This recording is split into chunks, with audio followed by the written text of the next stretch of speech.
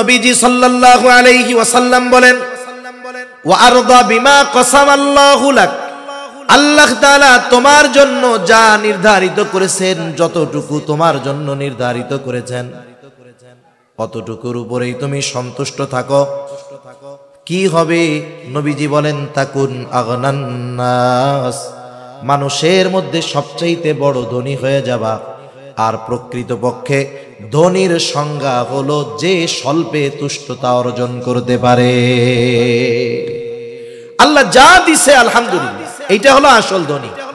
যে আমার তো 2 তলা একটা বিল্ডিং আছে, কিন্তু আমার প্রতিবেশীর টিনেরও ঘর নাই, সে পলি দিয়ে কেমন করে বাঁশ দিয়ে কত কষ্ট করে আছে, তার শীতেও কষ্ট গরমেও কষ্ট। আর আল্লাহ তাআলা আমাকে 2 তলা বাড়ি দিয়েছে, বাড়ির মধ্যে এসি লাগানো আছে, গরমেও আরাম শীতেও আরাম।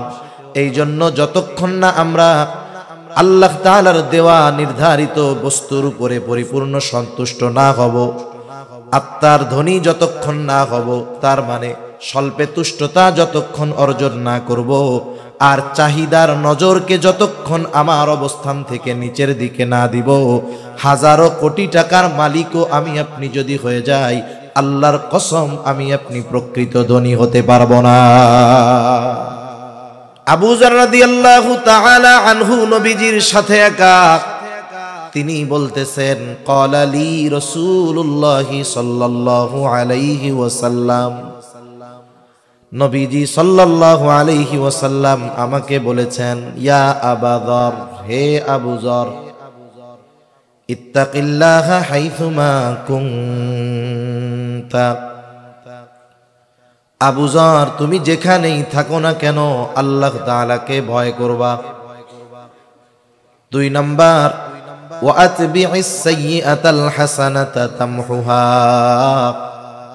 তোমার দ্বারা যদি কখনো মন্দ কাজ হয়ে যায়, পাপ কাজ হয়ে যায়, সাথে সাথে পাপ কাজের বিপরীতে তুমি ভালো কাজ করবা। কি হবে? আল্লাহ তাআলা বলেন, ইন্নাল হাসানাতি ইউযহিবানাস সাইয়্যাত, ভালো কাজ মন্দ কাজকে মিটায় দেয়। তোমার দ্বারা পাপের কাজ হয়ে গেছে, তুমি ভালো কাজ করো, ওই ভালো কাজটা তোমার মন্দ কাজটাকে মুছে দিবে। ওয়া খালিকিন নাসা বিখুলুকিন হাসানিন, আবু যর তুমি মানুষের সাথে সদাচরণ করো, ভালো ব্যবহার করো। নবীজি হযরত আবু যর রাদিয়াল্লাহু তাআলা আনহুকে উপদেশ দিলেন যে আল্লাহ তাআলাকে ভয় করো। আবু যর তুমি যেখানেই থাকো না কেন আল্লাহ তাআলাকে ভয় করো। বলেন তো, পৃথিবীর এমন কোন জায়গা, এমন কোন স্থান আছে নাকি যেখানে গেলে আল্লাহ তাআলা আমাকে দেখবে না? আছে? আপনাদের এলাকায় 2-4 জায়গা আছে? সৃষ্টি জগতের কোথাও এমন একটু জায়গা নাই যেখানে আল্লাহ তাআলা আমাকে আপনাকে দেখবে না। মূলত নবী বলতেছেন, ও আবু যর তুমি যেখানেই থাকো আল্লাহকে ভয় করো। আমাদের জন্য শিক্ষণীয় বিষয় হলো, বলেন তো, আমরা অনেক সময় মন্দ কাজ পাপের কাজ থেকে মানুষের ভয়ে বেঁচে থাকি। একটা খারাপ কাজ করতে চাচ্ছি, দেখি যে আমার পরিচিত জন বন্ধু বান্ধব আসতেছে, আমার পরিবারের লোক আসতেছে, বাবা আসতেছে, বাবা দেখে ফেলবে, জেনে ফেলবে, এই ভয়ে পাপ কাজটা করি না। কিন্তু ওই ভয়টা আল্লাহ তাআলার ব্যাপারে আমাদের নাই, যে আমি আপনি যেখানেই থাকি না কেন, যেই পাপ করি না কেন, দুনিয়ার কেউ না দেখলেও যিনি সর্ব অবস্থায় দেখেন তিনি কে? আল্লাহ তাআলাকে ভয় করে সকল প্রকার পাপাচার অনাচার থেকে বেঁচে থাকতে পারলেই মুত্তাকি হওয়া যায়। শুধু তাই না, বড় আবেদ হওয়ার জন্য মানুষের অনেক ইবাদত করা লাগে না।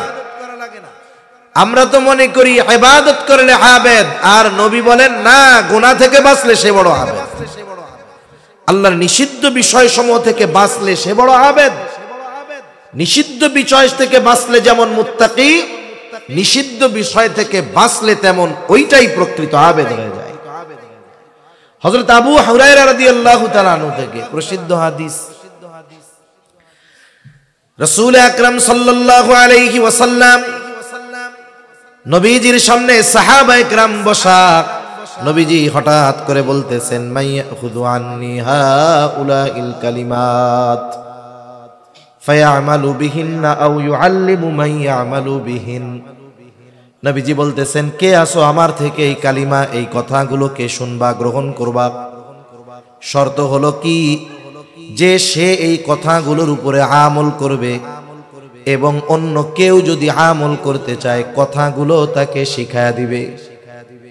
আবু হুরায়রা রাদিয়াল্লাহু তাআলা আন নবীজির কাছে ঈমান এনেছেন অনেক পরে, কিন্তু নবীজির কাছে থাকছেন বেশি। ঈমান আনার পর নবীজির কাছ থেকে খুব বেশি সময় তিনি আলাদা থাকেন নাই, যার কারণে অল্প কয়েক বছর নবীজির সংস্পর্শে থাকার পরেও সবচাইতে বেশি হাদিস বর্ণনাকারী তিনি হয়ে গেছে। উনি তো রেডি থাকতেন নবী কোন সময় কি কথা বলে। কেউ কিছু বলার আগে উনি লাফায়া উঠছে, উনি বলেন, কুলতু আনা ইয়া রাসূলুল্লাহ, আমি আছি আল্লাহর রাসূল। এবার তিনি বলেন, ফাখাযা বিয়াদি ফাআদ্দা খামসান। নবীজি এইবার আমার হাতটা চেপে ধরলেন এবং গুনে গুনে 5টা উপদেশ দিলেন। কয়টা উপদেশ? জোরে বলেন না কয়টা? গুনে গুনে 5টা উপদেশ দিলেন। অনেক সময় দেখবেন আপনি আর আপনার বন্ধু পাশাপাশি পথ চলতেছেন, বন্ধুও সামনে তাকানো, আপনিও সামনে তাকানো। আপনার নজরে অথবা আপনার চিন্তায় গুরুত্বপূর্ণ একটা কথা আসছে অথবা গুরুত্বপূর্ণ একটা বিষয় আপনি দেখছেন। ওই সময় আপনি আপনার বন্ধুকে শুধু মুখ দিয়ে বলেন না যে বন্ধু এটা দেখো, বরং হাতটা চাইবা ধরে এরকম নড়াচড়া দিয়া বলেন, বন্ধু দেখো দেখো। বলেন না এরকম? হাতটা কেন ধরলেন? তার মানে আপনি তার সর্বোচ্চ মনোযোগ আকর্ষণ করতে চান, এই জন্য মুখ দিয়ে বলার সাথে সাথে হাতটা চেপে ধরেন। অনুরূপভাবে আবু হুরায়রার হাত নবীজি চেপে ধরেছেন, যেন আবু হুরায়রা নবীজির এই কথাগুলো সর্বোচ্চ গুরুত্ব সহকারে খেয়াল দিয়া শুনে। এমনিই তো সাহাবায়ে কেরাম নবীর কথা গুরুত্ব দিয়ে শুনে, নবী বুঝাচ্ছেন যে কথাগুলো কিন্তু অতি ইম্পর্টেন্ট। এইবার গুইনা গুইনা 5টা নসিহত করেছেন, 5টা উপদেশ দিয়েছেন। 1 নাম্বার উপদেশ, নবীজি বলেন, ইত্তাকিল মাহারিমা তাকুন আবাদান নাস। কে চায় না এই পৃথিবীতে ইমানদার সবচাইতে বেশি, সবচাইতে বড় আবেদ হতে? কে না চায়? আমরা তো মনে করি যেই ব্যক্তি শুধু 5 ওয়াক্ত ফরজ সালাত, ফরজ নামাজ নয়, সাথে সাথে তাহাজ্জুদ, আওয়াবিন, ইশরাক সহ অন্যান্য সব নফল ইবাদত করে, আমরা বলি লোকটা বড় আবেদ। কিন্তু নবীজি আবু হুরায়রা রাদিয়াল্লাহু তাআলা আনহুকে বলেন, আবু হুরায়রা, তুমি নিষিদ্ধ বিষয়গুলো ছেড়ে দাও, আল্লাহ তাআলা যেইগুলো মানা করেছেন সেইগুলো থেকে বিরত থাকো, ওই ব্যাপারগুলো থেকে বেঁচে থাকো। তাহলে কি হবে? বলে, তাকুন আবাদান নাস, তুমি মানুষের মধ্যে সবচাইতে বড় আবেদ হয়ে যাবা। ইত্তাকিল মাহারিম, নিষিদ্ধ বিষয় থেকে বিরত থাকো। তাকওয়ার থেকে কথা শব্দটা আসছে। তাকওয়া শব্দের এক অর্থ বিরত থাকা। কিসের থেকে? বলে পাপের থেকে, আল্লাহ যা মানা করছে তার থেকে। এখন বলেন তো, একজন আল্লাহ তাআলার নিষিদ্ধ বিষয় থেকে বেঁচে থাকে না, সে যত বেশি ইবাদত করুক না কেন, নিজেকে নিজে আবেদ ভাবতে পারে, কিন্তু আল্লাহ তাআলার তালিকায় ওই ব্যক্তি আবেদ হতে পারে না।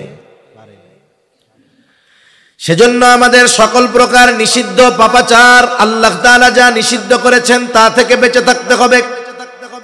আমল কম হোক, যদি আমি গুনার থেকে বেঁচে থাকতে পারি, ওইগুলোই আমার কাজে লাগবে।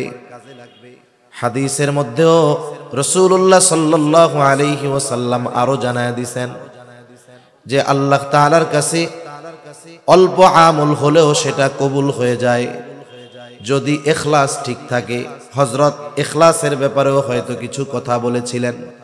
নবীজিও বলেন, আখলিস দীনাকা ইয়াকফিকাল আমালুল কলিল, তোমার নিয়ত খাঁটি করো, অল্প আমল নাজাতের জন্য যথেষ্ট হয়ে যাবে।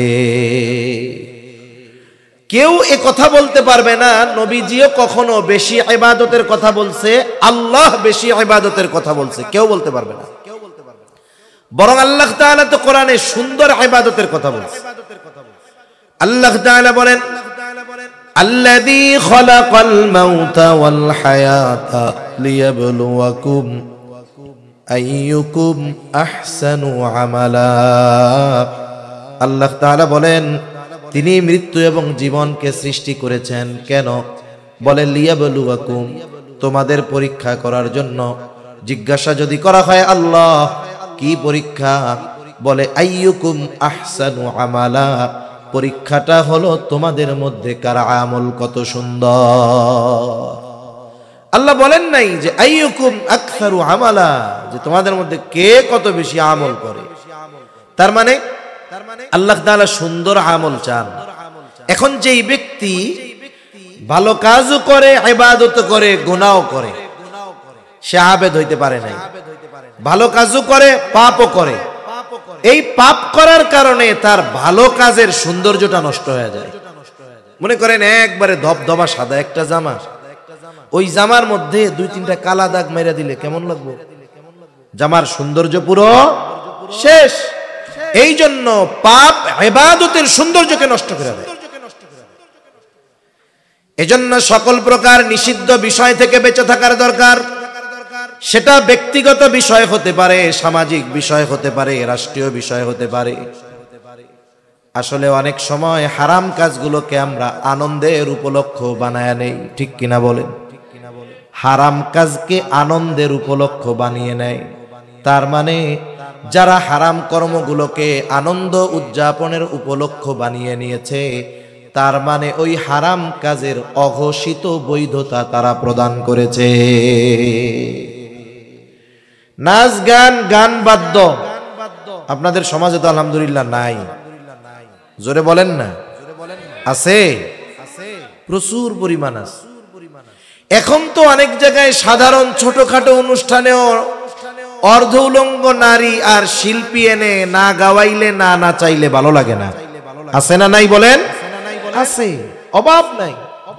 বিবাহ অনুষ্ঠানে নাচ গান, ডেক সেট বাজানো, বেপরদা কর্মকাণ্ড, এগুলো সমাজের মানুষ এখন কোনো পাপই মনে করে না, সাধারণ কাজ মনে করে।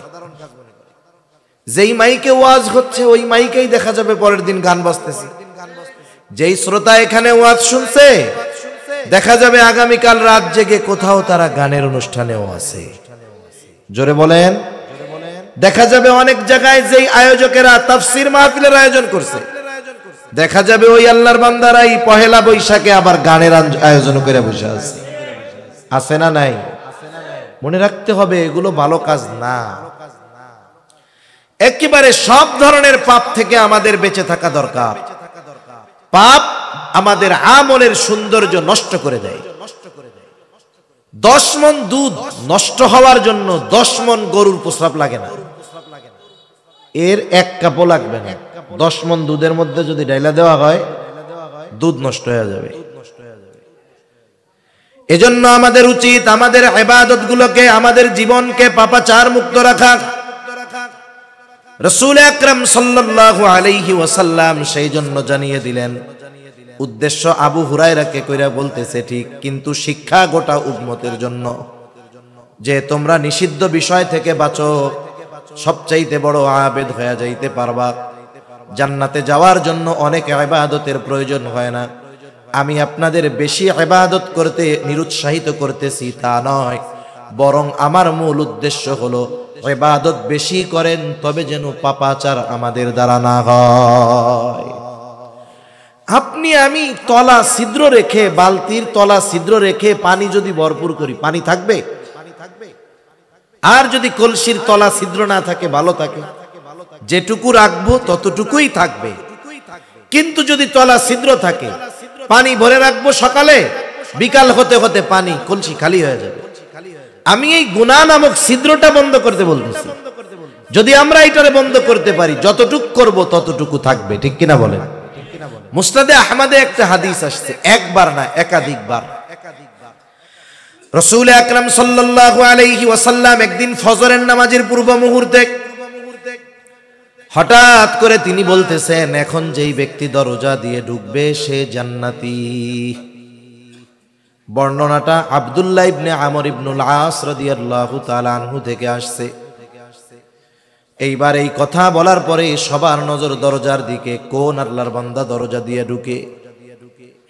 দেখলো এক ব্যক্তি দরজা দিয়ে ঢুকছে, এখনো অজুর পানি তার দাড়ি বেয়ে বেয়ে পড়তেছে। আর এক বর্ণনার দ্বারা মোটামুটি বোঝা যায় যে ওই ব্যক্তি ছিলেন হযরত সাদ রাদিয়াল্লাহু তাআলা।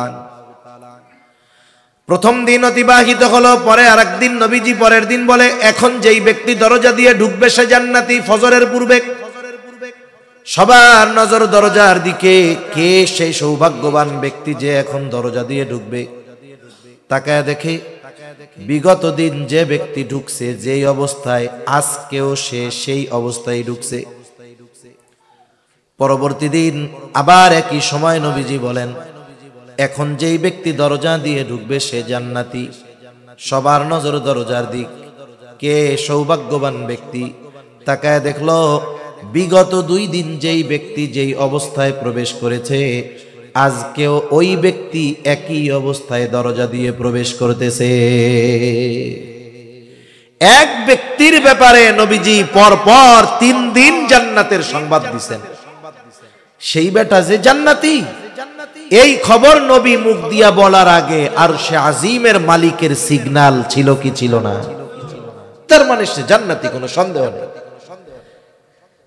হাদিস বর্ণনাকারী বলেন, যখন পরপর 3 দিন এই ঘোষণা তার ব্যাপারে, আমি চিন্তা করলাম কি এমন স্পেশাল আমল ওই ব্যক্তি করে যার জন্য নবীজি তার ব্যাপারে এমন ঘোষণা দিলেন। এইবার উনি গিয়া হযরত সাদ রাদিয়াল্লাহু তাআলা আনহুকে বলে, ভাই আমি 3টা দিন 3টা রাত তোমার বাড়িতে মেহমান হতে চাই, রাতের মেহমান, দিনের বেলা থাকবো না। এশার নামাজের পরে তোমার বাড়িতে অতিবাহিত করব ফজর পর্যন্ত, খাবারও ব্যবস্থা করা লাগবে না, থাকো, অসুবিধা নাই। এইবার পরের দিন এশার নামাজের পরে 2 জন চলে গেছে। আমাদের গ্রাম অঞ্চলে এক সময় ছিল প্রত্যেক বাড়িতে ভেতরের ঘরের সাথে সাথে একটা ঘর থাকতো, কাছারি ঘর কইতো আর কি। আপনাদের কি বলে জানি না, কাছারি ঘর, কাছারি না? মেহমান টেহমান আসলে ভেতর বাড়ি কাছারি ঘরের পাশেই বাথরুম, মেহমান আসবে চলে যাবে। আগের মানুষ সহজ সরল ছিল, তারা এত স্টাইলিশ বোরকা পরতো না, কিন্তু অরিজিনাল পর্দা নিশিন তারা ছিল, ঠিক কিনা বলেন? ভেতরে ঢুকতে পারতো না, ওই কাছারি ঘরে থাকতে দিছে, যে থাকেন, আপনি ঘুমান। উনি কি ঘুমাইতে গেছে নাকি? উনি তো দেখতে গেছে রাতে কি ইবাদত করে। খেয়াল করলো হযরতে সাদ ঘরে ঢুকছেন, একটু পরে বাতি নিভায়া দিয়া ঘুমায় পড়ছে, ঘুমায় গেছে, শুয়ে পড়েছে, ঘুমায় গেছেন। আর উনি সারা রাত জেগে জেগে পাহারা দিচ্ছেন, কখন উঠে আর কি আমল করে অপেক্ষা করতেছে। রাত অতিবাহিত হয়ে ফজরের আজানের আওয়াজ কানে চলে আসলো, কোনো খবর নাই। আজানের পরে দেখে আল্লাহর বান্দা ঘুম থেকে উঠছে চোখ ডলতে ডলতে। এইবার জরুরত সেরে ওযু করে সব হাজত সেরে মসজিদের দিকে রওনা হয়ে গেছে। চিন্তা করে সারা রাত তো ঘুমাইলো, কোনো ইবাদত দেখলাম না। পরের দিন আবার সারা রাত জাগনা, দেখে বাতি নিভাইয়া ঘুমায় গেছে, আর কোনো খবর নাই। উঠছে গিয়া একবারে ফজরের ওয়াক্তর পরে, ফজরের আজান দেওয়ার পরে দ্বিতীয় দিনে কি অবস্থা। চিন্তা করে কি ব্যাপার, স্পেশাল আমলগুলা তো যারা আহলুল্লাহ বুজুর্গানে দিন রাতের আধারে নীরবে নিভৃতে তারা তাদের গোপন আমলগুলা করে, কইরে 2 দিন হয়ে গেল দেখি শুধু ঘুমায়। চিন্তা করে কোনো ব্যক্তি যদি ধারাবাহিক আমল করে, ইচ্ছাকৃতভাবে পর পর 3 দিন সে আমল বাদ দিতে পারে না। সম্ভবত জাকারিয়া রহমাতুল্লাহি আলাইহির ব্যাপারে পড়ছিলাম বেশ আগে, সম্ভবত যতদূর আমার মনে পড়তেছে, এটা আবৃত্তির মধ্যে উনি দৈনিক কিছু সময় লিখতেন, নাম ভুল হইতে পারে, কিন্তু মূল উদ্দেশ্য যেটা সেটা বলতেছে। দৈনিক একটা নির্দিষ্ট সময় উনি লিখতেন। ওনার লেখা কিতাব প্রায় 100-র কাছাকাছি। এত বড় একজন শাইখুল হাদিস, কত খেদমত করছে, এরপরে এতগুলা লেখছে। ওনারা যা লেখা গেছে তা আমাদের হায়াতে পড়া সম্ভব না। লিখছেন, উনি লিখতেছেন সম্ভবত হুসাইন আহমদ মাদানী রহমাতুল্লাহি আলাইহি ওই টাইমটাতে ওনার বাসায় আসছে। এখন লেখার সময় অন্যান্য সবার ক্ষেত্রে উনি একরকম ছিলেন, আব্দুল কাদের রায়পুরী রহমাতুল্লাহি আলাইহি আর হুসাইন আহমদ মাদানী রহমাতুল্লাহি আলাইহির ব্যাপারে ওনার নিজাম আর একরকম ছিল। যত কাজ থাক, ব্যস্ততা থাক, এই দুই আল্লাহর বান্দা আসলে উনি ওনার সবকিছু বাদ দিয়ে ওনাদের খেদমতে যাইতেন। হুসাইন আহমদ মাদানী রহমাতুল্লাহি আলাইহি বুঝতে পারছে ওনার মধ্যে কোনো অস্বস্তি কাজ করতেছে, জিজ্ঞাসা করছে কি অবস্থা, কি হয়েছে। তখন উনি বলছেন যে দৈনিক এই সময় আমি কিছু লেখি, এখন এই সময়টা পার হচ্ছে, আমার লেখা হইতেছে না, আমার মধ্যে অস্থিরতা কাজ করতেছে। উনি লেখার স্থানে গিয়ে বসে দুই এক কলম লিখে আসছেন, এই পর্যন্ত ওনার অস্থিরতা দূর হয় নাই। সুবহানাল্লাহ। তাহলে যেই ব্যক্তি ধারাবাহিক আমল করে পর পর 3 দিন তার আমল বাদ যাবে, এটা তো হইতে পারে না। তাইলে মনে হয় তৃতীয় রাত্রে আমার কাঙ্ক্ষিত যেই উদ্দেশ্য সেটা সফল হবে। তৃতীয় দিন আবার এশার নামাজের পরে তিনি দেখলেন ঘুমায় গেছে, আর তিনি সারা রাত অপেক্ষা করতেছেন, এই বুঝি উঠে, এই বুঝি আমলটা দেখি। সারা রাত পার হয়ে গেল, ফজরের আজানের পরে ঘুম থেকে উঠলেন। 3 দিন দেখলেন এশার নামাজের পরে ঘুমায়, ফজরের আজান দিলে ঘুম থেকে উঠে, স্পেশাল কোনো আমল পাইলাম না। এইবার আর উৎসুক মনকে তিনি থামায় রাখতে পারলেন না, যায় বলতেছে ভাই তোমার বাড়িতে 3টা রাত অবস্থান করার কারণ এমনটা নয় যে আমার বাড়িতে বিছানা টিছানা কিচ্ছু নাই, বরং তোমার বাড়িতে 3 রাত অবস্থান করার কারণ এর আগে পরপর 3 দিন ফজরের নামাজের পূর্বে নবীজি হঠাৎ ঘোষণা করেছেন যেই ব্যক্তি এখন দরজা দিয়ে ঢুকবে সে জান্নাতি। আমরা সবাই নজর দিয়ে তাকায় আছি কোন ব্যক্তি ঢুকে। নবীজির এই ঘোষণার পর পরপর 3 দিন যেই ব্যক্তি দরজা দিয়ে প্রবেশ করেছে তুমি হলা সেই ব্যক্তি। নবী তোমার ব্যাপারে বলেছে তুমি জান্নাতি, কোনো সন্দেহ নাই। কি দেখতে আইছিলাম কি আমল করো রাত জায়গা, তা কিছুই তো দেখলাম না। এইবার হযরত সাদ রাদিয়াল্লাহু তাআলা আনহু বলেন নবীজি যদি আমার ব্যাপারে এমন ঘোষণা দিয়ে থাকেন তো আলহামদুলিল্লাহ, তবে তুমি যেই আশায় রাত্র যাপন করেছো এমন কোনো কিছু আমার নাই। তবে একটা জিনিস, আমি তো অন্যান্য যেগুলো করণীয় সেগুলো অবশ্যই করি, বর্জনীয় বিষয়গুলো থেকে বেঁচে থাকি। অতিরিক্ত একটা কাজ আমি রাতে বিছানায় যাওয়ার আগে করি, তা হলো আমাকে যারা কষ্ট দিয়েছে আমি সকল আল্লাহর বান্দাকে রাতের বেলা ক্ষমা করে এরপরে বিছানায় যাই। এখন বলেন আমাদের দেশে যদি কেউ তাহাজ্জুদ না পড়ে তারে আমরা আল্লাহর ওলি বলতে রাজি নাই। আমি তাহাজ্জুদ পড়ার ব্যাপারে নিরুৎসাহিত করতেছি না, মূল উদ্দেশ্য কি গুনাহ থেকে বাঁচা। তাহাজ্জুদ না পড়লে আমরা তারে আবেদ বলতে রাজি নাই, কারামত না দেখলে আল্লাহর ওলি বলতে রাজি নাই। ওই যে এক ঘটনা আছে না, এক খাদেম থাকছে এক আল্লাহর ওলির খেদমতে 1 যুগ পার হয়ে গেছে, এখন বাড়িতে যাইব। এখন যাওয়ার সময়ও ওর মনের মধ্যে এই বিশ্বাস আসে নাই যে এই ব্যক্তি আল্লাহর ওলি। কেন? সে প্রশ্ন করতেছে হুজুর আপনি কেমন আল্লাহর ওলি বুঝলাম না, 12 বছর থাকলাম একটা কারামতিও আপনি দেখাইতে পারলেন না, আপনি কেমন আল্লাহর ওলি? হ্যাঁ, এবার আল্লাহর বান্দা বলে বেটা বিগত 40 বছর আমার কোনো সুন্নাত ছুটে নাই, এর চাইতে বড় কারামত আর কি হইতে পারে? বিগত 40 বছর আমার দ্বারা গুনাহ সংগঠিত করার নাই আল্লাহ, এর চাইতে বড় কারামত আর কি হইতে পারে?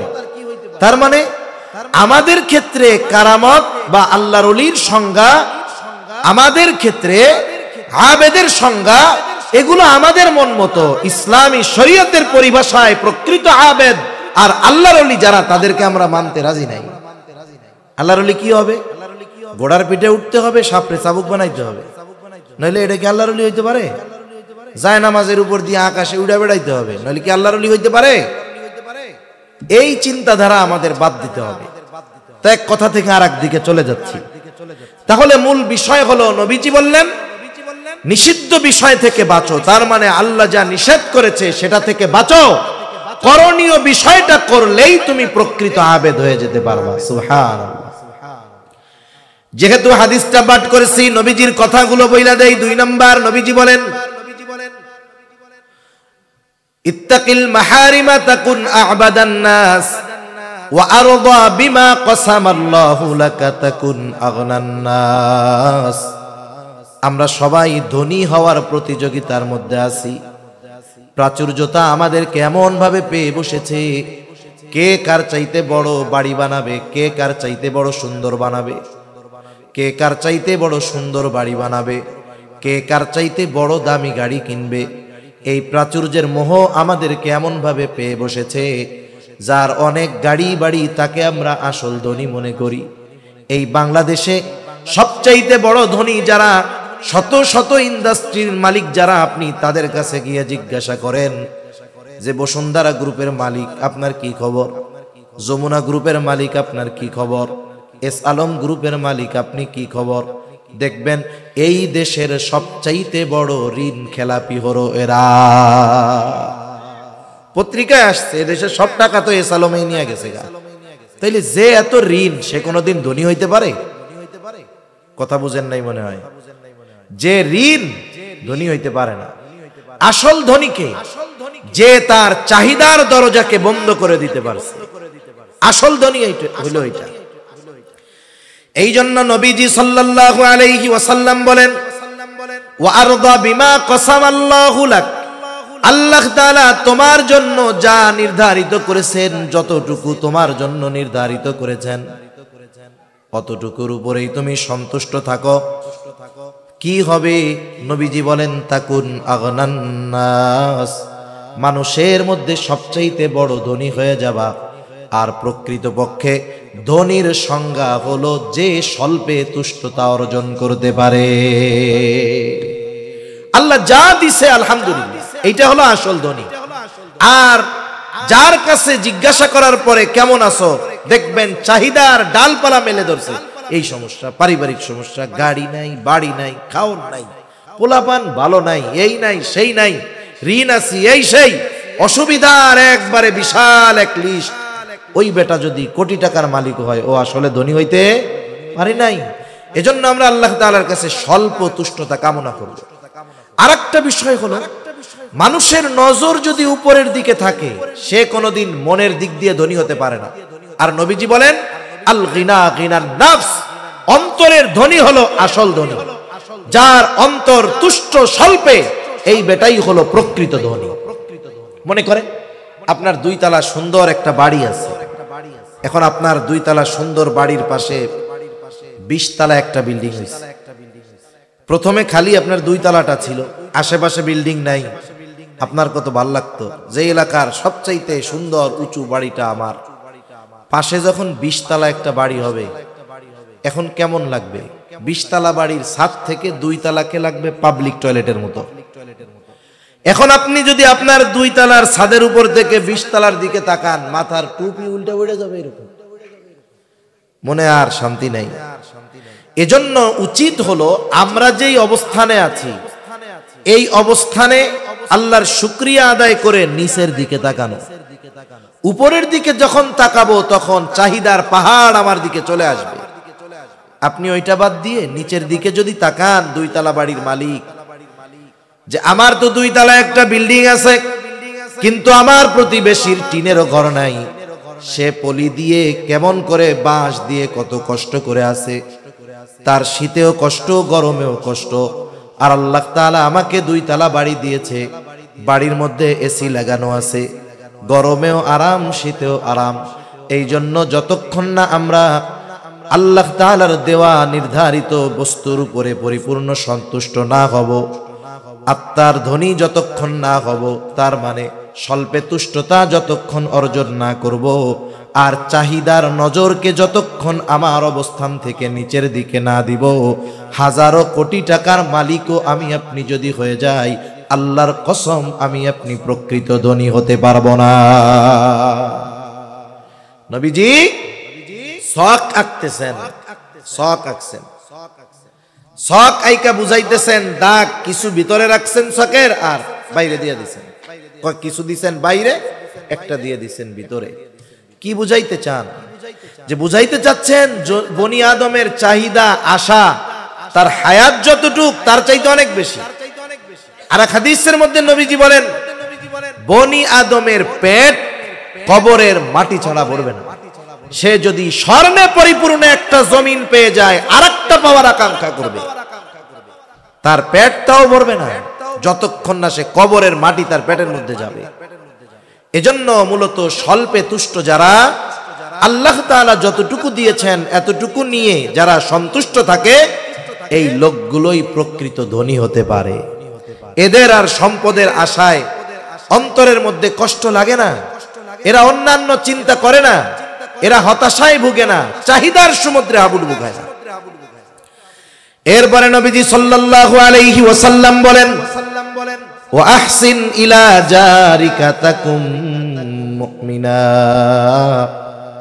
নবীজি বলেন, তুমি তোমার প্রতিবেশীর সাথে সদাচরণ করো, তাহলে তুমি প্রকৃত মুমিন হতে পারবা। প্রতিবেশীর সাথে সদাচরণ করা দরকার। আর রাসূল সাল্লাল্লাহু আলাইহি ওয়াসাল্লাম প্রতিবেশীর হকের ব্যাপারে বলেন, জিবরাইল আলাইহিস সালাম আমাকে প্রতিবেশীর হকের ব্যাপারে এত গুরুত্ব দিয়েছেন, এক সময় আমি তো মনে করেছিলাম প্রতিবেশীকে হয়তো ওয়ারিশ বানিয়ে দেওয়া হবে। আর আমাদের দেশে সবচাইতে বড় দুশমন থাকে প্রতিবেশী। কেউ যদি একটু প্রভাব প্রতিপত্তিশালী হয়, আত্মীয় স্বজন যদি ক্ষমতাধর থাকে, বড় নেতা থাকে, তাহলে এই ক্ষমতাধর আত্মীয় স্বজনের পরিচয়কে ব্যবহার করে প্রতিবেশীর উপরে জুলুম করে। আছে না নাই? অভাব নাই। মনে করেন আপনার বাড়িতে আগুন লাগছে, আপনার আত্মীয় স্বজন বড় অফিসার সব ঢাকা রাজধানীতে, বলেন তো যতই পাওয়ার থাক ওইখান থেকে মোবাইলে ফু দিলে আগুন নিভে যাবে? আগুন নিভাতে আগে আসবে কে? প্রতিবেশী। অথচ এর সাথেই আপনার খারাপ সম্পর্ক। গভীর রাতে আপনি টাকা পয়সাওয়ালা মালিক, আপনার বাড়ির পাশে একজন টমটম চালায়, আপনার বাবা স্ট্রোক করছে, কি করবেন? টমটমওয়ালার টমটমে আপনাকে তাকে হসপিটালে নিয়ে যাইতে হবে, কিন্তু এর সাথে আপনার ব্যবহার খারাপ। ও মনে মনে করবে মরুক গা, আমার কি হয়েছে?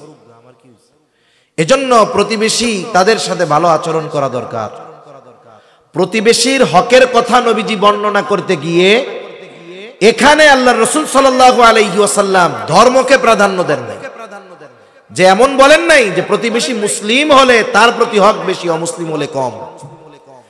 আয়েশা সিদ্দিকা রাদিয়াল্লাহু তাআলা আনহা নবীজিকে জিজ্ঞাসা করতেছে, আমার প্রতিবেশী একজন মুসলিম আর একজন অমুসলিম, ইয়া রাসূলুল্লাহ, এই দুইজনের মধ্যে প্রতিবেশী হিসাবে আমার কাছে বেশি হক প্রাপ্য কে? নবীজি বলতে পারতেন যে মুসলিম সে, এই কথা নবীজি বলেন নাই। নবীজি বললেন, যার দরজা তোমার দরজার বেশি কাছে, প্রতিবেশী হিসাবে সে তোমার কাছে বেশি হক প্রাপ্য। সুবহানাল্লাহ। তাহলে একজন প্রতিবেশী যদি অমুসলিম হয়, সে যদি আমার বেশি কাছে হয় একজন মুমিনের চাইতে, প্রতিবেশী হিসাবে অমুসলিম হোক, প্রতিবেশী হিসাবে সে আমার কাছে বেশি হক প্রাপ্য। এজন্য একটা মানুষ যদি প্রকৃত মুমিন হতে চায়, নবীজি বলেন সে যেন প্রতিবেশীর সাথে সদাচরণ করে, ভালো ব্যবহার করে, প্রতিবেশীর কষ্টের কারণ যেন না হয়, প্রতিবেশীকে যেন কষ্ট না দেয়। আমাদের অবস্থা কি? আমরা ভালো প্রতিবেশী চাই, কিন্তু নিজে ভালো প্রতিবেশী হইতে রাজি নাই। আমি চাই যে আমার প্রতিবেশীর মাধ্যমে আমি যেন কষ্ট না পাই, কিন্তু আমি নিজে আবার প্রতিবেশীকে কষ্ট দিতে থাকি। এটা হলে হবে না। একটু সহনশীল হতে হবে। প্রতিবেশীর দ্বারা যদি একটু কষ্ট পাইও, একটু সবর করব, আর এই কারণে তাকে কষ্ট দিব না। এভাবে যদি আমি চলতে পারি, ইনশাআল্লাহ আমার প্রতিবেশীও ভালো হয়ে যাবে। হাদিসের মধ্যে তিনটি বিষয়কে সৌভাগ্যের প্রতীক বলা হয়েছে। এর মধ্যে একটা হলো ভালো প্রতিবেশী। একটা গল্প শোনাই আপনাদের, কষ্ট হইতেছে নাকি? এক অমুসলিম একটা জমি বিক্রয় করবে। জমিটা আব্দুল্লাহ ইবনে মুবারক রাহমাতুল্লাহি আলাইহির বাড়ির পাশে। স্বাভাবিকভাবে আপনাদের এলাকায় কোন জায়গার কোন জমির বাজার দর কত আপনাদের কম বেশি জানা আছে না? যে এই রাস্তার পাশে এই এলাকায় জমির দাম কত শতাংশ জানা আছে। এখন 2 লাখ টাকা যদি শতক হয়, কথার কথা, ওই জমি কেউ যদি 4 লাখ টাকা চায়া বসে, তারে পাগল বলবেন না আপনারা? এই মিয়া, বাজার দরের চাইতে একটু বেশি চাইতে পারো, 1 লাখের জায়গায় 1,10,000 চাইতে পারো, 2 লাখ টাকা দাম হয় কেমনে? দ্বিগুণ দাম কেমনে হয়? এখন ওই অমুসলিম ব্যক্তি আব্দুল্লাহ ইবনে মোবারকের বাড়ির পাশের জমি বিক্রয় করবে, দাম যা তার দ্বিগুণ দাম হাঁকায়া দিছে। মানুষেরা তার জমি দেখতে আসে আর তাকে সবাই তিরস্কার করতে থাকে, এই মিয়া, বাজার দরের দ্বিগুণ দামে কেন জমি বিক্রয় করতে চাও? অন্যান্য মানুষের জমিতে মাটি, তোমার জমিতে মনে হয় স্বর্ণ। এইভাবে মানুষ তাকে তিরস্কার করতেছে। এইবার ওই অমুসলিম বলে, শোনো, এই জমির গুণাগুণ যদি তোমরা জানতা তাহলে দ্বিগুণ দাম নয় 5 গুণ দাম দিয়ে কিনতে তোমরা পিছু হটতা না। কেন রে? বলে, তুমি তো এইখানে জমি কিনলে শুধু জমির মালিক হবা না, জগৎ বিখ্যাত মুহাদ্দিস আব্দুল্লাহ ইবনে মোবারকের প্রতিবেশী হতে পারবা। এর চাইতে সৌভাগ্যের আর কি হতে পারে? আমি আব্দুল্লাহ ইবনে মোবারকের ছোট্ট একটা জীবনী রেসালা পড়তেছিলাম ওনাকে নিয়ে। ওই বইটার মধ্যে এই ঘটনাটা আসছে, যখন এই লোকটা শুধু এই কথা বলেছে, টাকা দিয়ে শুধু তুমি জমির মালিক হবা এমনটা নয়, তুমি তো আব্দুল্লাহ ইবনে মোবারকের প্রতিবেশী হয়ে যেতে পারবা। দ্বিগুণ দাম দিয়ে ওই জমি কেনার জন্য মানুষে হুড়োহুড়ি শুরু করে দিয়েছে। তাহলে ভালো প্রতিবেশী এটা আমাদের জন্য নিয়ামত। এজন্য আমরা আগে ভালো প্রতিবেশী হব, বলেন ইনশাআল্লাহ। 4 নম্বর, নবীজি বলেন, ওয়া আহিব্বা লিন-নাস মা তুহিব্বু লিনাফসিক। মানুষের জন্য তুমি সেটাই পছন্দ করবা যেটা নিজের জন্য পছন্দ করো। অনুরূপভাবে মানুষের জন্য ওই বিষয়টা অপছন্দ করবা নিজের জন্য যেটা তুমি অপছন্দ করো। কিন্তু এই ক্ষেত্রেও আমাদের সবকিছু উল্টা। আমরা মানুষের ক্ষেত্রে যেটা অপছন্দ করি সেটা দিয়ে দেই, আবার এমন কি আল্লাহর ঘরে গিয়াও আমি যেটা অপছন্দ করি সেটা করি। 2-1 জায়গায় আমি এরকম গল্পটা এমনি বলছি বোঝানোর জন্য। এক লোকের একটা ছেঁড়া টাকার নোট 100 টাকা, এমন ছেঁড়া চলেই না, দোকানদার নেয় না, ভিক্ষুকরে দিছে হেতেও নেয় না। চিন্তা করে সালামও কই, মনে মনে কয় জুমার দিন মসজিদের দান বাক্স তুমি পালাবা কোন জায়গায়? বুঝেন নাই? দান বাক্সের মধ্যে 100 টাকা দিয়া 90 টাকা নিয়ে নিছে। দান করছে কত? চালায়া দিছে কি টাকা? জোরে বলেন না, কি টাকা? ছেঁড়া টাকা। এজন্য শহরে অনেক মসজিদে খালি অভিযোগ যে আল্লাহর রাস্তে না দেন না দেন অসুবিধা নাই, ছিঁড়া তেনা টাকা দিয়েন না। এই যে দেখেন, ওই টাকাটা আমি নিজে চালাইতে পারতেছি না, কিন্তু আল্লাহর ঘরে চালাই দিছি। আবার আমাদের শহর অঞ্চলে দেখি আমরা অনেকে যাকাত দেন। যাকাত, ইসলামপুরের বড় বড় কাপড়ের ব্যবসায়ীর দোকানে বড় করে লেখা থাকে এখানে যাকাতের কাপড়, যাকাতের লুঙ্গি, যাকাতের শাড়ি পাওয়া যায়। যাকাতের লুঙ্গি, যাকাতের শাড়ি পাওয়া যায়, এটা ওদের বানানো একটা নাম। তার মানে সবচাইতে নিম্ন মানের লুঙ্গি আর কাপড় আমার দোকানে পাওয়া যায়, এটার দ্বারাই কথা আর কি। এখন অমুক সাহেব 300 লুঙ্গি কিনছে, যাকাতের লুঙ্গি, 300 শাড়ি কিনছে, দান করবে। বলেন তো, ওই সাহেবরে যদি ওই রকম লুঙ্গিটা পরতে বলা হয়, ওই সাহেবের ওয়াইফকে যদি ওই যাকাতের শাড়ি থেকে একটা পরতে বলা হয়, সাহেব পরবে? জোরে বলেন, পরবে? তাহলে উনি ওইটা নিজের জন্য অপছন্দ করে, কিন্তু আরেকজনকে কেমনে দেয়? এজন্য যেটা আমি নিজের জন্য পছন্দ করি, মানুষের জন্য সেটা পছন্দ করব। নিজের জন্য যেটা আমি আপনি অপছন্দ করি, সেটা মানুষের জন্য অপছন্দ করব। এই গুণ যদি আমার আপনার মধ্যে আসে, নবীজি বলে তাকুন মুসলিমা, তাহলে কি হবে? তুমি মুসলমান হয়ে যাবা। সুবহানাল্লাহ। এরপরে নবীজি বলেন, ওয়ালা তুকসিরিয যাহিকা ফাইন্না কাসরাতায যাহিকি তুমিতুল কলব। মাত্রাতিরিক্ত হাসবা না। কেন? অধিক হাসি কলবকে, অন্তরকে মৃত বানায়া দেয়। আমরা অতিমাত্রায় হাস্যরস করতে করতে এখন ওয়াজ মাহফিল গুলাও অনেক সময় হাস্যরসের মঞ্চ হয়ে গেছে। এই নববী চেয়ারে বসে মানুষকে আনন্দ দেওয়া শুরু হয়ে গেছে, মিথ্যা কৌতুক বলে মানুষকে আনন্দ দেওয়া শুরু হয়ে গেছে, অপর অন্য ব্যক্তিকে হেয় প্রতিপন্ন করে মানুষকে আনন্দ দেওয়া শুরু হয়ে গেছে। এই জন্য এই ধরনের মাহফিল গুলা থেকে আমাদের চোখের পানি ছেড়ে আল্লাহর কাছে তওবা করে বাড়ি ফিরে যাওয়ার কথা ছিল, কিন্তু এই যে মাহফিল গুলাকে হাস্যরসের মঞ্চে পরিণত করার কারণে আগের মতো মানুষের দিল নরম হয় না, আমাদের কথাগুলাও মানুষের দিল পর্যন্ত পৌঁছায় না, মানুষের চোখ দিয়ে সহজে পানি আসে না। আল্লাহ তাআলাও মানা করেছেন। আল্লাহ তাআলা বলেন, ফালইয়াদহাকু কলিলান ওয়ালইয়াবকু কাসীরা। আল্লাহ রাব্বুল আলামিন বলেন, ফালইয়াদহাকু কলিলা, কম হাসো, ওয়ালইয়াবকু কাসীরা, কাঁদো বেশি। দুনিয়ায় বেঁচে আছি বুঝতেছি না, একটা সময় আসবে, ওই সময়ের কথা যদি আমরা এখন থেকে চিন্তা করতাম, মৃত্যুর চিন্তা যদি আমার মধ্যে থাকতো, কবরের চিন্তা যদি আমার মধ্যে থাকতো, হাসরের চিন্তা যদি আমার মধ্যে থাকতো, মিজানের চিন্তা যদি আমার মধ্যে থাকতো, পুলসেরাতের চিন্তা যদি আমার মধ্যে থাকতো, জাহান্নামের ভয় চিন্তা যদি আমার মধ্যে থাকতো, আল্লাহর কসম আমি যদি এই বিষয়গুলোকে যদি হৃদয় দিয়ে অনুধাবন করতে পারতাম, তাহলে আমাদের মুখ দিয়ে কোনোদিন, চেহারায় কোনোদিন হাসির প্রভাব দেখা যাইত না, আর আমরা হেসে গেলে কাটায় দেই। অথচ জান্নাতের সুসংবাদ পাওয়ার পরেও ওই মানুষগুলো চেহারার মধ্যে সব সময় ভয় ভীতি কাজ করে। বিশেষ করে ওসমান রাদিয়াল্লাহু তাআলা আনহুর ব্যাপারে, উনি কবর দেখলেই কান্না করতেন, অথচ ওনার ব্যাপারে জান্নাতের সুসংবাদ যাদের ব্যাপারে দেওয়া হয়েছে তাদের মধ্যে উনি একজন, স্পেশাল 10 জনের মধ্যে উনি একজন। ওনার ব্যাপারে নবীজির ঘোষণা আছে যে ওসমান আল্লাহর কাছ থেকে জান্নাত কিনে নিছে। সুবহানাল্লাহ। এই ধরনের মানুষগুলাও কবরের কথা চিন্তা করে কান্না করতেন, কিন্তু আমাদের অবস্থা কি? আমাদের কান্নার খবর নেই। এজন্য হাসতে হাসতে আমাদের দিল শেষ। আবার হাসির বিষয় যদি আসে, হাসতেও তো হবে সুন্নাত তরিকায়, হ হ করে অট্ট হাসি হাসা যাবে না। তাবাসসুমান, নবীজি হাসতেন, মুচকি হাসি, এটা নবীজির সুন্নাত। তাহলে এই হাদিস থেকে শিখলাম কি?